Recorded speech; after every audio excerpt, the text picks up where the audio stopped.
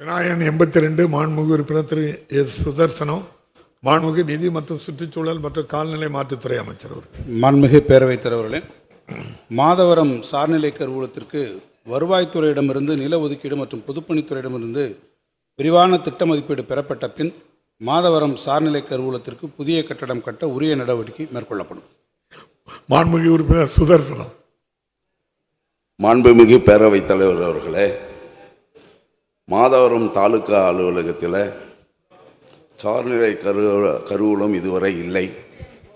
அது தாலுகா அலுவலகத்திலிருந்து ஒரு 4 கிலோமீட்டர் தூரத்தில் ஒரு தனியார் கட்டிடத்தில் இயங்கி வருகிறது. தாலுகா அலுவலகம் கோட்டாட்சியர் அலுவலகம் ஒன்றாக இருக்கிறது. அங்கேயே சார்நிலை கருவூலம் இருந்தால் மக்களுக்கு வசதியாக இருக்கும். இதனால் மக்கள் மிகவும் அவதிப்படுகிறார்கள். அங்கே 3 ஏக்கர் நிலத்திலே கோட்டாட்சியர் அலுவலகம் தாலுகா அலுவலகமும் ஒன்றாக இயங்கி வருகிறது. மீதி 1 ஏக்கர் நிலம் இருக்கிறது.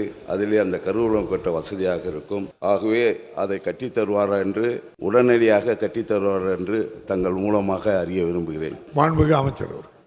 சென்னை திருவள்ளூர் மாவட்டத்தில் இருந்தாலும் கூட நில ஒதுக்கீடு என்பது சென்னையினுடைய மாவட்ட ஆட்சித்தலைவர் மூலமாக அந்த முன்மொழிவுகள் வர வேண்டி இருக்கிறது.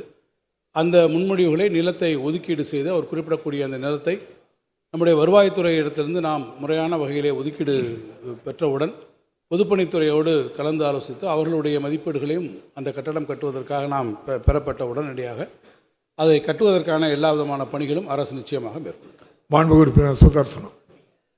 மாண்புமிகு பேரவைத் தலைவர்களே, என்னுடைய நீண்ட நாள் கோரிக்கை, என்னுடைய தொகுதிக்குட்பட்ட பொன்னேரி தாலுகாவை பிரிக்க வேண்டும் என்று பல நாளுக்காக நான் கோரிக்கை வைத்திருக்கின்றேன். ஆனால் இதுவரை அதை முடியவில்லை. அந்த கோரிக்கை நிறைவேற்றப்படவில்லை. நம்முடைய வருவாய்த்துறை அமைச்சரை கேட்கும்போது என்னுடைய பக்கத்திலே உட்கார்ந்து இருக்கிற நிதி அமைச்சரிடம் ஒரு வார்த்தை சொல்லுங்கள் என்கிறார்கள். இருவரும் ஒன்றாக இணை புரியாத நண்பர்கள், பக்கத்து மாவட்டத்தை சேர்ந்தவர்கள், அருகருகே உட்கார்ந்து கொண்டிருப்பவர்கள். ஆக ஒரு 5 நிமிடம் செலவு செய்து எனக்கு அந்த தாலுகாவை பிரித்து தர வேண்டும்.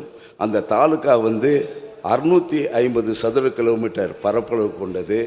அது மட்டும் இல்லை, 232 ஊராட்சிகளை கொண்டது, 2 பேரூராட்சிகளை கொண்டது, ஒரு நகராட்சியை கொண்டது. மக்கள் தொகையும் ஏறக்குறைய 7லிருந்து 8 லட்சம் மக்கள் தொகையை கொண்டது.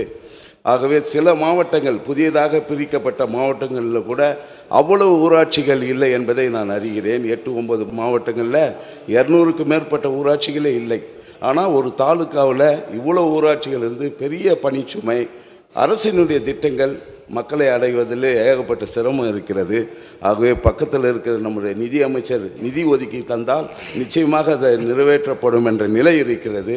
பக்கத்தில் இருக்கின்ற நம்முடைய வருவாய்த்துறை அமைச்சரிடம் சொல்லி அதற்கான முன்னெடுப்பை நடவடிக்கை எடுப்பாரா என்று தங்கள் மூலம் அறிய விரும்புகிறேன். மாண்புமிகு அமைச்சர்.